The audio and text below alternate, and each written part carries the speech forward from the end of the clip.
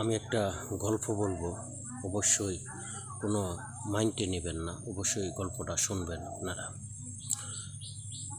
এক গ্রামের ডাকাত ছিল একটা গ্রুপ। তো সেই গ্রামের ডাকাত অবশ্যই সে চিঠি দিয়া ডাকাতি করত, বাড়ি বাড়ি চিঠি দিয়া ডাকাতি করত। তো এমন সময় এক বাড়ি এক চিঠি দিস।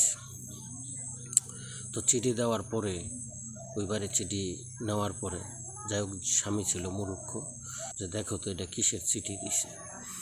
তো সে চিঠিটা পড়ে দেখলো যে তোমার বাড়ি তো ডাকাতি করবে, অমুক ডাকাত সে চিঠি দিস।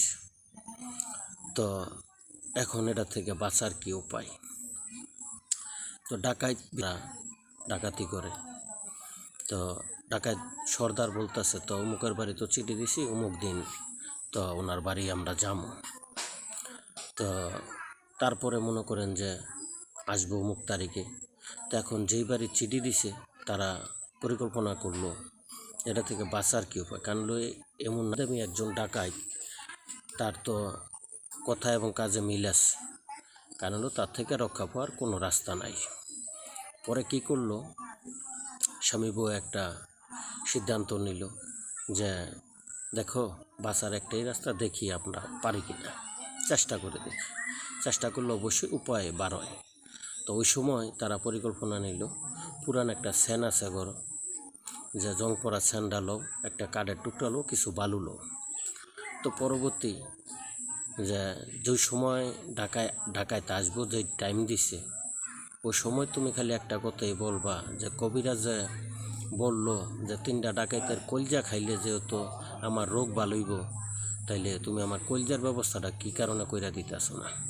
তো এইভাবে তারা ঠাট্টা মস্কারা অনেক কিছু করতেছে। তো পরবর্তী তমুক তারিখে ডাকাইতে আসবে। তো ডাকাইতে আসার আগে যায় সর্দার আসার আগে তার হেল্পার পাঠাইছে যে দেখায় তারা কী করে। তো হেল্পার আইসা দরজার হেন মানে স্যানজা দাঁড়ে, এটা শব্দ হইতেছে। তো শব্দ পাইতেছে মতন, তো অনেক শব্দ পায়, আর তো কিছু শুনতে হইব।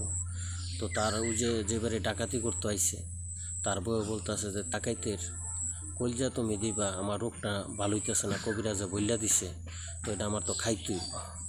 তো এটা আবার ওই হেল্পারটাই শুনে লাইছে, শুনে দৌড় করে ওস্তাদ আল্লাহরও করছে। ওইরা বলতেছে যে ওস্তাদ, অবস্থা তো ভালো না। কী হয়েছে? তার বউয়ের বলে কি রোগ হয়েছে। তো এই রোগ